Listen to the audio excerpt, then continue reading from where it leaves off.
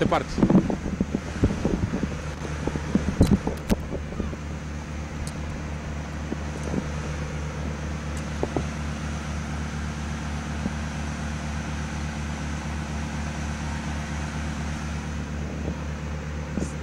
yaay kan salaamaaleykum. waaleykum salaam man maay Alassane Diop vice président vice forage yu Taïba Ndiaye. GIE liggéeyal sa gox. présenté GIE boobu waaw GIE bi moo représenté fii Agifor bi maanaam ci réforme bi ñu defoon nii bi ñëwee dañoo formé en GIE au lieu que Agifor dañoo ñëw nekk en GIE. GIE bi mi ngi tudd liggéeyal sa gox man nag maay vice président maa ngi wax ci turu le président Sagay Ndiaye président GIE bi Sagay Ndiaye il est absent. kii ma taxawal nii mooy conducteur bi depuis 1982 84 mi ngi forage man depuis 1984 aussi maa ngi forage nous sommes les plus anciens du forage. donc maintenant vous parlez tous français je crois. non en wolof. vous parlez français non. waaw si un peu rek. oui un peu rek. donc maintenant la réforme. Ouais. Est-ce qu'elle a réglé comme problème d'eau à Taïba Ndiaye? Ouh, ça ne règle rien du tout. Rien du tout. La réforme, ça nous fait mauvais. Ça nous fait en arrière. Ouh, Ah bon? dans tout le territoire du Sénégal. Réforme. Dara baaxu ci dara c'est pas. Parce que ñun dañoo fekk fi ñu nekkan ay années 1990 ñu delluwaat na fa. ba pare ñun suñu forage depuis 1982 mi ngi fonctionné forage baa ngi dox comme il est bon nuit et jour 24 sur 24 Taïba Ndiaye foo bëgg moom ndox bu ñu demee ba dellu si di wut ay facture courant facture courant dunte ñu duñ coupé courant vraiment ça mauvais réforme bi moom état war na koo xoolaat nu mu koy defee mii di tëgg moom ñun en tant que citoyen Taïba Ndiaye en tant que comité de gestion forage Taïba Ndiaye depuis 1980 nangam ah réforme bu dara baaxu ci. alors mairie nag lu mu ci leen ci taxaw yéen. mairie réaction bu baax la ci taxawee parce que problème bu nu am mairie de ko réglé ak bu nu am bu dee ay colonne bu dee ay groupe bu dee ay pompe bu dee kii dina participer def na même boo dikkee ci biir dëkk bi am na extension yu mu def Taïba Ndiaye toll na fi temps yoo xëy ci at yi ñu génn am na dëkk yoo xëy am na 2 ans amuñu ndox mais ñu ngi investir fii ay taux bi nekk 90 léegi andi na ko 160 ñu jaar fii dem Taïba Ndiaye génn dem Ndomor bu yàggul rek réglé na problème mu Ndomor réglé na problème mu route des Niayes parce que rayon bi mi ngi nekk 10 kilomètres et quelques mais en tout cas ci fii may wax ak yow nii 25 villages yi paralysé commune Taïba Ndiaye forage Taïba Ndiaye dëkk yow ngi am ndox 24 sur 24 loolu boo demee interview dëkk boo dem dañu la wax ni ndox maa ngi ñëw baisse de pression nag du ñàkk léeg-léeg parce que ñu ngi ci 3 jours yoo xam ne amuñu courant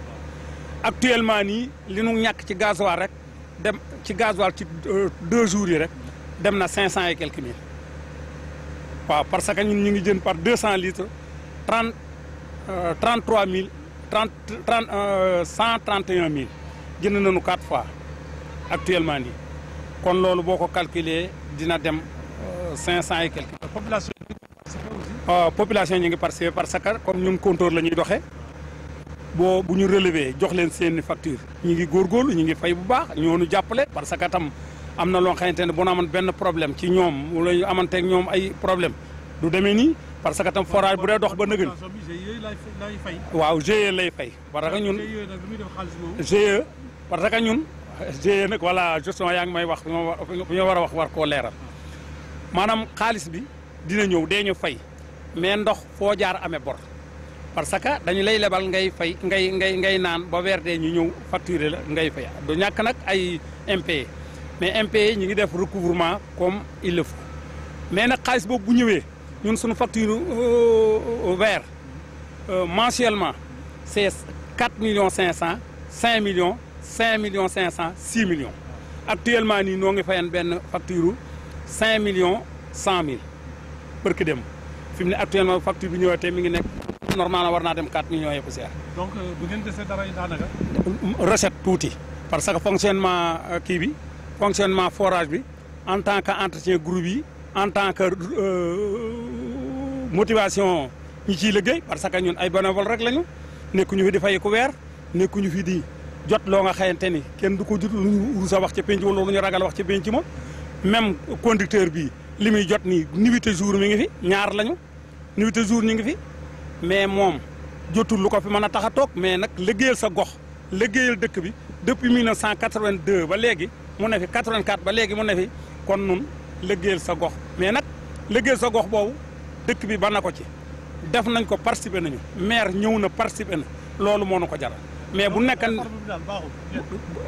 keneen de la ko wax boo interviewé woon dëkk bépp wala nga interviewé forage yi boo demee forage de Saaw boo demee forage boo dem ña contre nañu ko ñun daal vraiment li ngeen nekkoon daal moo tani léegi moo gën lii fuuf parce que en fi ne actuellement nii forage baa ngi dox ñi ngi am recette bi ñuy am bu nu ci doxee sunuy motivation lii des du bari mais am nañu encaisse dara fi mu ne nii am nañu encaisse dara te bu njëkk demoon nañu ba nga xamante ni pour fay suñu facture courant rek problème la bi fi réforme bi nekkee pour fay suñu facture courant rek problème la coupé woon nañ fi suñu courant mais bi ñu demee yóbbu ko téye nañu xaalis bi 2 jours 3 jours ba ab vendredi soir la ñu ne samedi dimanche ñu ni procédure bi dafa yéex dafa kii dëkk bu toll ni Taïba Ndiaye commune Taïba Ndiaye ñu war a naan samedi dimanche nga bëgg koo téye ba lundi loolu nun duñ ko seetaan parce que ñun liggéeyal sa gox liggéeyal sa danoon na ñëw pour liggéeyal suñu dëkk ba ñu ñëwagul dañ doon liggéeyal suñu dëkk bii ñëwee dañuy liggéeyal suñu dëkk dañ fee nekk taxaw fi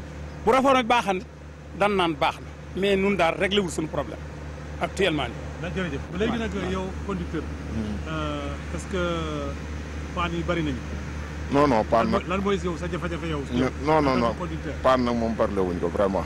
paan moom presque rarement la ñuy am paan. waaw suñu jafe-jafe daal xanaa problème réseau daal la ñuy am certains villages yoo xam dañoo xaw a éloigné ca réseau baaxul loolu daal moo fiy jafe-jafe mais à part ça ñun amuñu benn problème ñun les conducteurs. ak courant. courant aussi. courant bi aussi facture bi cher na trop. électricité. waaw cher na trop moom muy ñun daal noo ngi ñaan aussi état wala benn ONG wala benn regroupement bu nu mën a dimbali ci plaque solaire donte di benn centrale plaque solaire la bu ndaw mbaa bu mag ak ku nu ci mën a dimbali bu koy nun Taïba Ndiaye y a pas de problème deenu kontaan deenu bëgg deenu gërëm état deenu gërëm maire nag surtout den ko gërëm président Adilo actuellement nii waxuma forage mais fu waay taxaw na sa ginnaaw ak structure bu mën a doon ci dëkk bi nga taxaw na sa ginnaaw def na li nga bëgg wax na dee la accompagner dee la wax dee la orienté yóbbu la bu dee hydraulique la bu dee ci état bi la bu dee ci ONG yi la mi ngi lay recommander ak ñooñu pour nooñu def ba lépp jekk vraiment ñoo ngi koy gërëm di ko sant di ko ñaanal yàlla dolli ko jàmm dolli ko xiiwal.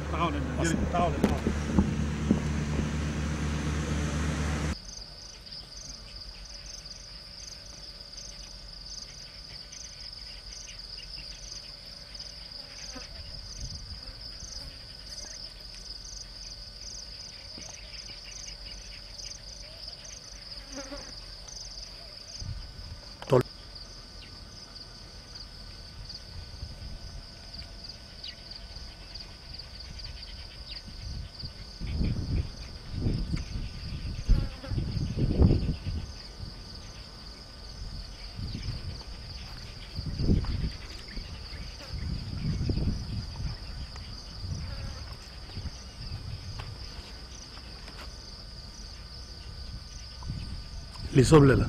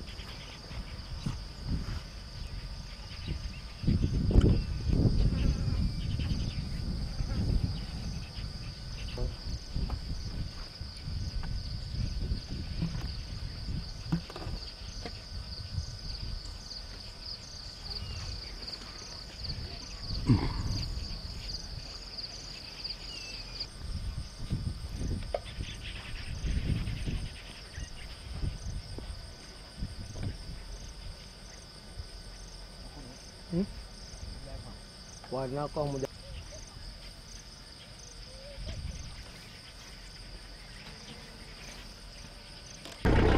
dagee ni ñaaw léegi romb ay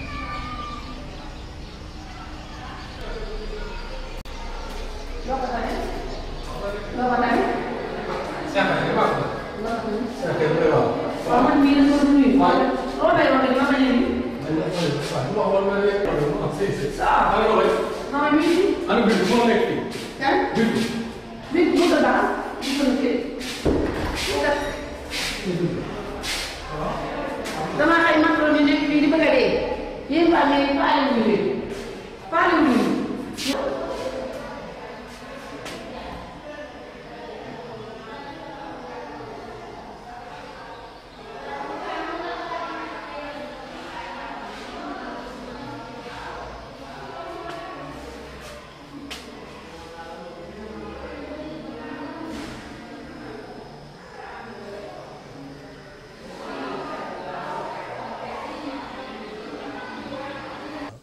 Ça tourne maintenant. Voilà, vous regardez la caméra et non moi. C'est moi qui tiens le micro. Présentez-vous. Non, wax ñu sa tur sa sant yow ay kan xoolal caméra bi. waa man maa ngi tudd Bintu Guène sage-femme d'État. Bintu. Bintu Guène. Bintu Guène. waaw sage-femme d'État. sama tondoor doom nga man sama doom Bintu la tudd. ah macha allah. kon foo dëkk yow. man Dakar laa dëkk. Dakar nga dëkk. Dakar waa. nga ñëw fii Taïba Ndiaye. waaw te ma ñëw Taïba Ndiaye fii di fi servir. mais mbaa dépaysé wu tuuti. ah dépaysé wu. non non. pas encore non non. alors fekk nga fi saal ay nit. waaw macha allah fii maa ngi ñëw maa ngi fi nekk gàttal nañ ma bu baax population bi moom macha allah baax naa kontaan naa trop ci ñoom waaw kontaan naa nañu ma teeroo waaw bu baax. léeg-léeg ñu jox la ay légumes ñeen la yónnee ko Dakar. non pas encore nag. mbaa ñu jox la ay mango parce que mango ak légumes la baa bëri fi de. waaw d'accord dégg naa loolu mais nag pas encore. joxaguñ la. non joxaguñ la. mais dañ la jox de. waaw incha allah te xam naa ñu ngi ma koy dégg xam naa après incha allah dañ ma ko jox. alors bon yaa ngi fi comme sage-femme d'État. waaw comme sage-femme d'État. ma remplacé sage-femme bi. comme elle est encore maternité bi. waaw mooy tanaa maa yor maternité bi. waaw léegi nag maternité bi présenté ñu ko tuuti. maternité bi kañ lañ ko samp fi. waaw depuis l'année passée. par la mairie. de Taïba Ndiaye. waaw alors est-ce que yaa ngi am jafe-jafe ci liggéey bi ou bien. non par ma fii ma macha allah ñu ngi sant yàlla bu baax. parce que maternité bi c'est bien occupé. ah lépp lu ñu soxla moom mi ngi fi macha allah. waaw soxla amuñu fi benn problème moom vraiment. alors mairie bi mu ngi leen dimbale. waaw mairie moom mu ngi dimbale bu baax a baax. waaw ndax lépp li fi nekk yëpp moo ko fi def moo fi tabax maternité bi. moo occupé bureau yi saal yi moom lépp macha allah. alors jigéen ñi aussi bon mbaa léeg-léeg ci seen i duñu leen indi lay jafe-jafe. fii non non mais xam nga rek comme mooy loolu comme xam nga jigéen bu ëmb moom day bëri ay capricieuses. léegi amul problème bi ñu koy gérer. waaw ñu koy gérer. naa gis naa ne temps yi nag sage-femme yaa ngi ñaxtu bon est-ce que yow sa fii am nga sécurité yow. fii sécurité waa sécurité bi daal moo xaw a des. ndax xam nga fii dafa xaw a yaatu. léegi ñun des fois dañuy nekk fii malade mooy ñëw fëgg la direct. ndax xam nga des fois wóorul. te ñun dama jàpp ne gardien bi moo ñu war di fëgg. ndax ñun xamuñu population bi xamuñu kan moo ñuy fëgg guddi gi. léegi dañu ñëw fëgg la rek nga tëb. te xamoo koy dajeel. te au contraire que ni gardien moo ñu war a ñëw moom mi xam population bi moo war a ñëw fëgg ñu. ñëw ni ah kaay wuyu ñu xam ne kii ci moom xam na ko. pour ñu ñëw intervenir ndax guddi gi moom mooy loolu. alors léeg-léeg nga am fi ay complications. complication non macha allah amaguma ko non amaguma ko jigéen ñi ci seen accouchement yi. non amaguñ fi macha allah sant yàlla daal amaguñ ko fi moom waaw gisaguñ ko fi tamit. alors léegi nag lan ngay ñaax yow. ñu ngi ñaax waaw macha allah ñu ngi sant mairie bi di ko gërëm bu baax ndax gis nañu ñu jàppale ak taxawale nii ni mu taxawee dëkk bi daal ñu ngi kontaan nañ torop ci moom waaw. alors vous pouvez faire un petit résumé en français. arrêté nga wax ma lu may war a wax. alors vous êtes. waaw je suis sama nom Bintou Yène sage-femme d'État. je suis en service au poste de santé Taïba Ndiaye comme sage-femme. Alors vous êtes responsable de la maternité. Oui, je suis responsable de la maternité maintenant. Alors la maternité, elle fonctionne bien? Oui, ça fonctionne très bien. Oui.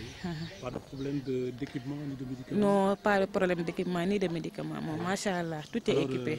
Et quelles sont un peu vos relations avec la collectivité territoriale, la commune? La commune, machallah, elles sont bien. La commune, vous êtes beaucoup? Oui, machallah. Oui. Oui. Et les populations aussi, vous aident beaucoup dans votre travail? Oui, ils nous aident très bien. Ils nous aident beaucoup. Oui. Oui. Alors, et les malades? Les malades sont très gentils. Oui, de temps en temps, vous rencontrez des capricieux? Oui, mais on gère. Oui. On gère. Vous rencontrez souvent des cas compliqués? Non, pas encore. Oui, des fois, si on ne peut pas faire, on va évacuer. Oui. Oui. Le plus tôt possible. Le plus tôt possible. Il y en a pas beaucoup. Non, il n'y en a pas beaucoup. Oui. Le plus tôt possible pour avoir des complications. Oui. Oui. Oui. Alors, maintenant, quel conseil prodiguez-vous à la population pour prévenir cette... Parce qu'il faut prévenir que guérir. Oui, c'est vrai. De venir très tôt à l'hôpital. Et suivre les consultations prénatales. Oui, suivre les consultations prénatales. Oui. Ok. Et on a vu ces temps-ci que les sages-femmes s'agitent de gauche à droite. Alors, il y a eu des cas au sud du pays. Alors, est-ce que vous êtes en sécurité ici? Non. Pour le moment, nous ne sommes pas en sécurité ici. Pourquoi? Parce que, comme vous l'avez dit en Wolof, Oui. parce qu'on est ici, mais à chaque fois, on nous... Les malades viennent directement vous voir. Viennent directement, Sans sans intermédiaire du gardien. Vous souhaitez que, alors, au moins que ce soit les vigiles qui viennent vous... Merci beaucoup, vous avez dit ça. Oui. Merci. Alors, je te vois, tu as un foulard rose là, ou rouge. C'est en solidarité. Tes concerts de... C'est vraiment... Je suis en mouvement jusqu'à présent, oui, avec les concerts qui sont au sud du pays. D'accord. Allez, portez-vous bien. Oui, merci beaucoup.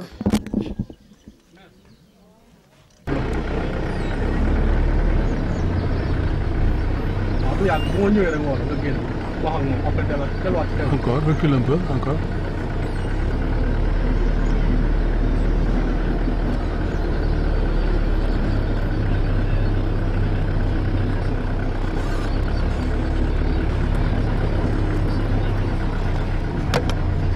Ok.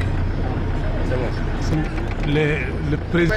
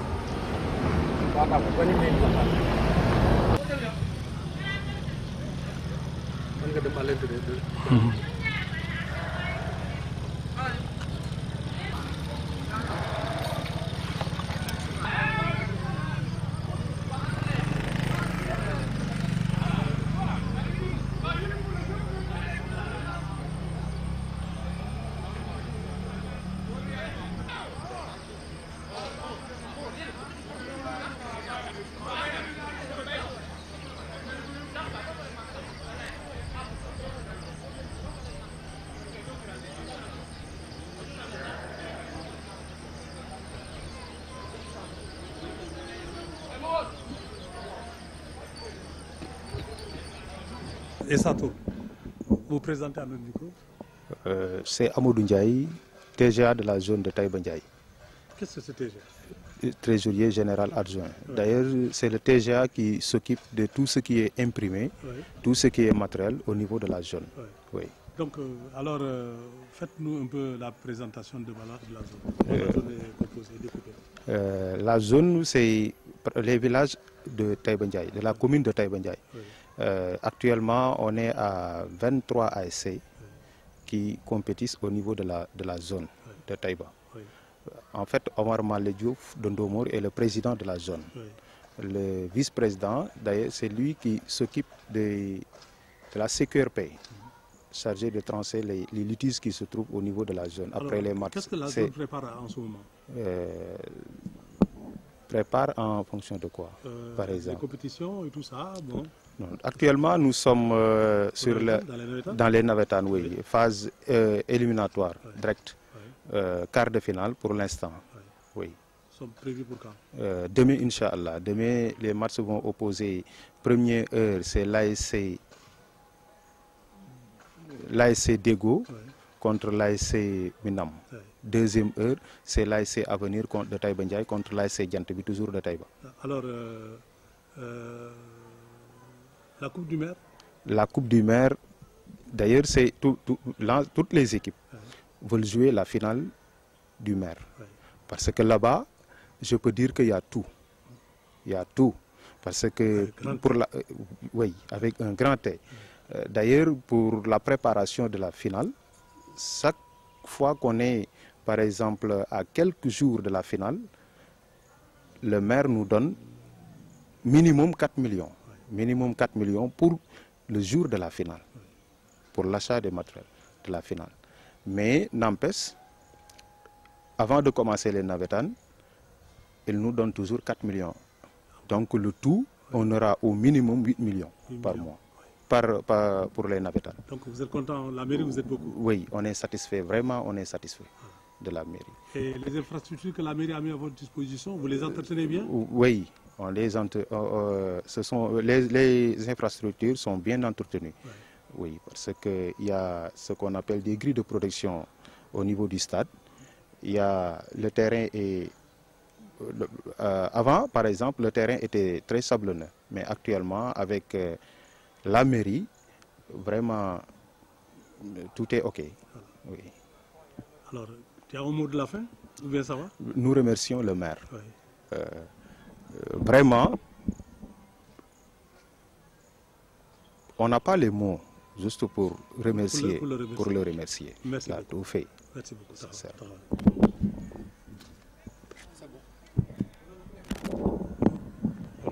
soxna si salaama noo tudd? maaleykum salaam, maa ngi tudd Fatou Ndiaye. Fatou Ndiaye. waaw. alors ban kuréel nga jiite? j'ai ànd dafa Taïba. lan ngeen di def? groupement 1000 femmes. transformation céréales locales. fruits et légumes. teinture. savonnerie. élevage. agriculture. petit commerce. alors gis ngeen ci seen bopp? waaw bu baax. waaw. yéen a ngi ci suturlu bu baax a baax. waaw. di ci dimbali seen alaaji aussi. waaw waaw gis nga te nañu foire ba. yaa ngi yow xàmmee naa leen. xàmmee nga ma. foire ba. waaw. nga dégg. waaw. kon yéen a ngi jàppale seen alaaji bu baax. waaw bu baax waaw bu baax. waaw. alors tey nag maire yi naka leen di jàppale yéen. maire léegi. maire commune bi. commune bi waaw ñu ngi liggéey ak ñu commune bi ñun ñaan ñooy ànd ak ñoom di liggéey. dëgg yàlla ñoom bi ñu commencé ñoo ni fayal ndox ñoo ni fayal courant bâtiment bi liggéey tam ñoom ñoo nu ko abal foofu la ñuy liggéey si dem fenn tam ñoom ñoo ni abal oto defal nu ca gasoil rabi nu am daal ndox gaal bu ñu ko gisee ni jàpp ca wax dëgg yàlla ñu def lu mën lépp daal waaw. kon daal macha allah daal. waaw wax dëgg yàlla waaw maire moom. te diggante bi jigéen ñi amul benn problème. wax dëgg yàlla mu leen di jàppale man yëpp. leen di dimbale leen indi lay financement yooyu yëpp. waaw financement moom financement des na moom. wax dëgg yàlla ñu ngi koy dig nag. am na yoo xam nag état ko man dina ko bëgg waaye comme li mu jël en charge dafa bari. nga xam ne président nag moo war a jàppale groupement yi mag yi.